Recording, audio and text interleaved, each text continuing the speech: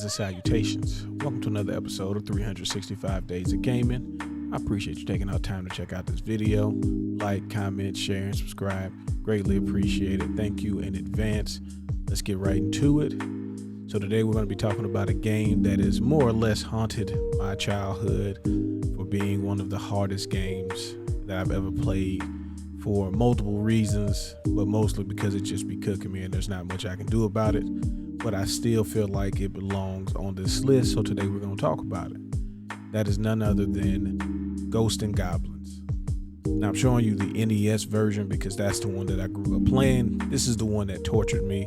I know there's Ghouls and Ghosts and Super Ghouls and Ghosts and whatever other versions, arcade, Genesis, SNES. I'm not talking about the Maximo ones because that don't really count for what we're talking about here.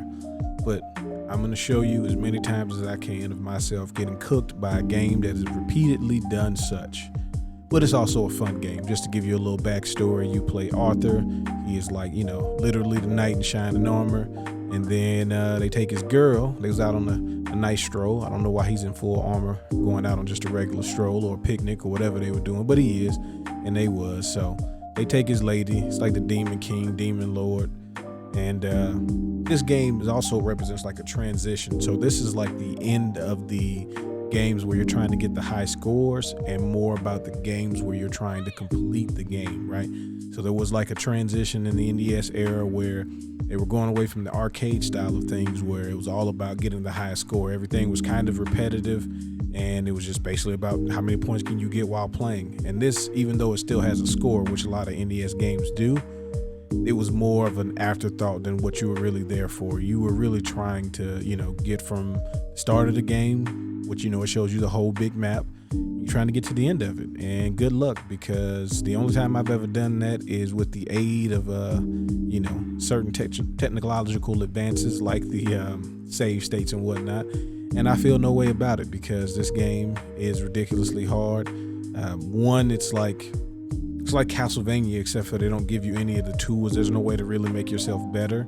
And then a lot of times I felt like, I was I was handcuffed by some limitations in the control scheme department. Now I know with the Super NES version, that's a little bit easier.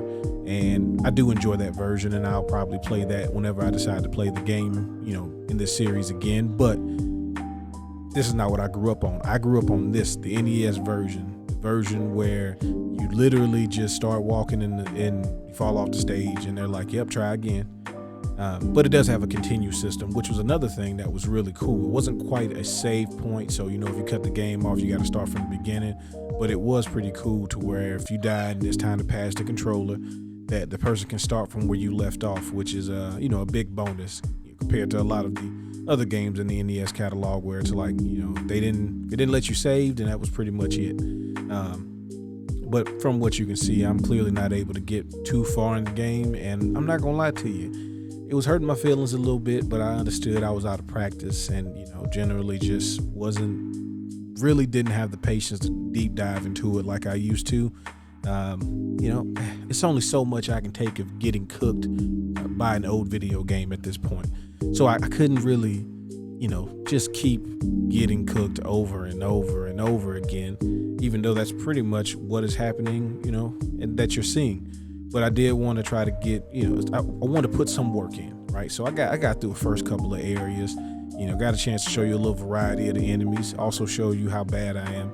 Now, I do feel like, this game is still really good. It's a well-designed game. It has a lot of different power-ups and stuff. Sometimes the weapons are send-off, but sometimes they help you out. Just depends on what level, what enemies you're dealing with. But it's a fair game. The only thing I always thought was dumb is, of course, if somebody has beaten the game, that it does still do the old school thing of just like starting right over. There is no sort of like conclusion. They basically hit you with the princesses in another castle type deal. But other than that, I always thought that like this was one of those games that kind of set the stage for adventure games to come.